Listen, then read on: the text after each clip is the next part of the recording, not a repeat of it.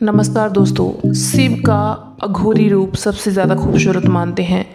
दोस्तों, भगवान शिव के इस स्वरूप की पूजा आप सभी लोग करते हैं।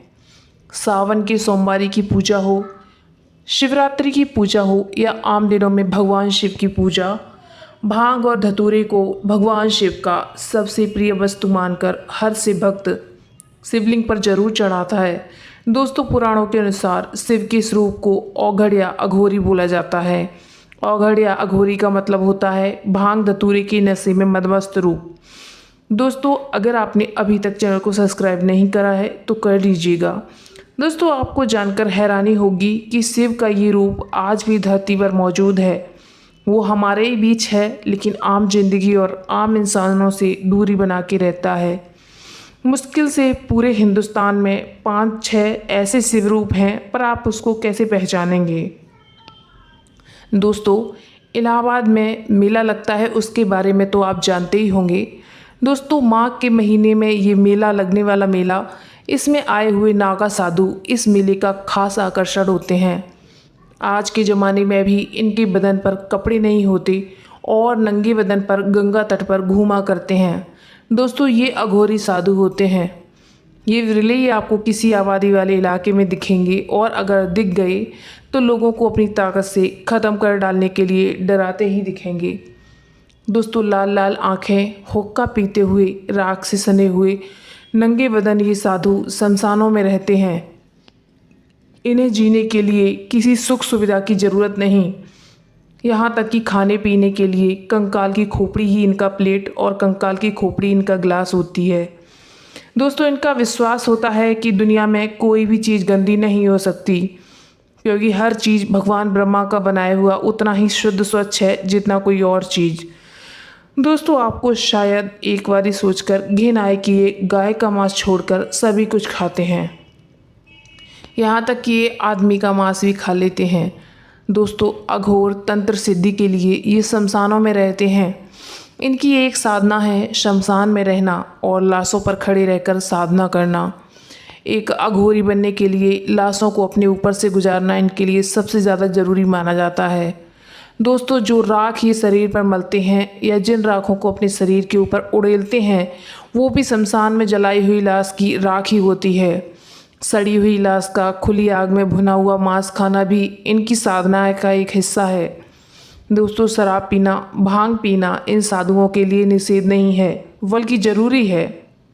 शमशान में रहते हुए लाशों का मांस खाना और शराब पीना, भांग गांजा पीना इनकी साधना से जुड़ा हुआ होता है। दोस्तों, पर ये लाशें आती कहाँ से हैं? किसी का कत्ल तो नहीं करते ये। दोस्तों, आज से किसी भी 5 साल के कम उम्र के बच्चे, सांप काटने से मरे हुए लोग, कई बार धार्मिक कार्य में होने वाले खर्च में पैसे न खर्च कर पाने की स्थिति में होने के कारण गरीबों का, आत्महत्या किए हुए लोगों का शव जलाया नहीं जाता, बल्कि दफनाया जाता है या गंगा में प्रवाहित कर दिया जाता है। पानी में प्रवाहित ये लाश डूबने के बाद हल्के होकर पानी में तैरने लगती है। दोस्तों, अक्सर अघोरी तांत्रिक इन्हीं शवों को पानी से ढूंढ कर निकालते हैं और अपनी तंत्र सिद्धि के लिए प्रयोग करते हैं। दोस्तों, भगवान शिव के 5 चेहरे माने जाते हैं, जिससे एक चेहरे का नाम अघोर है। घोर शब्द का अर्थ है घना, जो अंधेरे का प्रतीक है, और मतलब नहीं। इस तरह अघोर का अर्थ हुआ जहाँ कोई अंधेरा नहीं, हर ओर बस प्रकाश ही प्रकाश है। शिव का सबसे चमकीला रूप अघोरी कहलाता है। दोस्तों, अघोरी मतलब घने अंधेरे को हटाने वाला। अंधेरे का अर्थ भय भी हो सकता है। इस तरह यह अघोर रूप उस भय से मुक्त कराने वाला भी है। अघोरी जो हर घोर शिव का यह अघोरी रूप सबसे खूबसूरत मानते हैं। इस रूप में शिव औघड़ भी कहलाते हैं, जो दुनिया से विरक्त अपनी ही साधना में लीन आत्मा का प्रतीक है। दोस्तों, अघोरी साधु शिव की साधना करते हैं और दुनिया से दूर वीराने में रहते हैं। इनकी रहने की खास जगह है शमशान, क्योंकि यहाँ शिव और पार्वती का वास मानते हैं। जिस भी चीज़ से काम को दुनिया निषेध मानती है, अघोरी साधु उसे ही ब्रह्मा के हर रूप को भगवान का वास होने, उसके पवित्र होने की बात कहते हैं। जैसे लाशों को अपने ऊपर से गुजारना, लाशों की राख से नहाना, शमशान में रहना आदि। दोस्तों, शिव की साधना करने वाले ये साधु खुद को शिव का रूप बताते हैं और शिव की कृपा से प्राप्त होने की बातें कहकर लोगों को नुकसान पहुंचाने के नाम पर डराते भी हैं। हालांकि दोस्तों सच इससे बहुत ज़्यादा अलग है।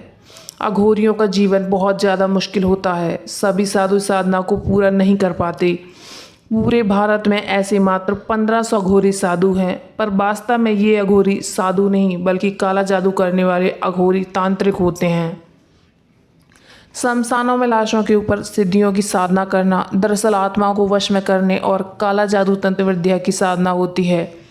लोगों का ऐसा मानना है अघोरी साधु हमेशा गंदे होते हैं, पर यह भी गलत है।